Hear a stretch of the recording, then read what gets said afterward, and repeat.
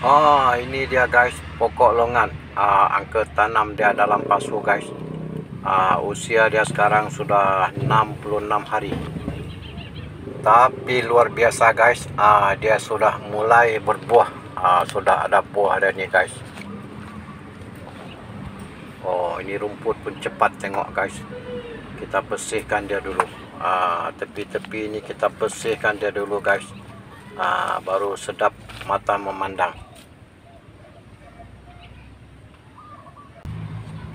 Okey, kita letak baja dia guys, baja buah. Bagi buah dia molek sikit lah guys. Baja ni tak payah letak banyak guys. Kerana polybag ni kecil saja. Jadi kita letak lebih kurang begini sajalah guys. Yang penting kita kerap letak walaupun sedikit.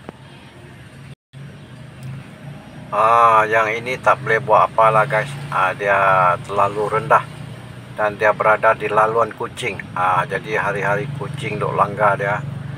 Jadi buah tu tinggal tak banyak lah. Kita harap yang ini sajalah guys. Yang atas ni lah kira dia lebih selamat sikit. Kita ada dua tangkai saja ni guys. Dua tangkai saja yang berbuah. Tak boleh buat apalah guys. Sebab pokok dia kecil saja. Yang ini kira buah dia sebesar mata mancis lah. Kira lebih kurang begitulah guys. Kira okey jugalah, segar bugar dia ni.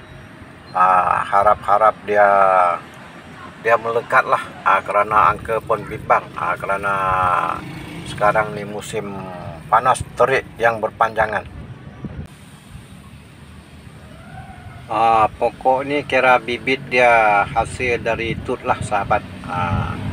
Kira okey lah, dia boleh hidup sampai ke setakat ini. Pada awalnya pokok ni memang angka terlupa lah. Angka letak dekat mini garden, terlupa bawa pergi kebun. Jadi seminggu kemudian angka tengok daun dia semua daun dia sudah gugur. Jadi angka gagah tanam lah. Try tengok mana tahu dia hidup. Kira okey lah guys. Dia sudah hidup ini. Lagi sudah berbuah. Kira terbaik lah guys. Moga buah ni boleh melekat lah. Sampai kita boleh tuai dah guys. Okey, sekian saja perkongsian dari angka untuk kali ini. Okey, bye bye.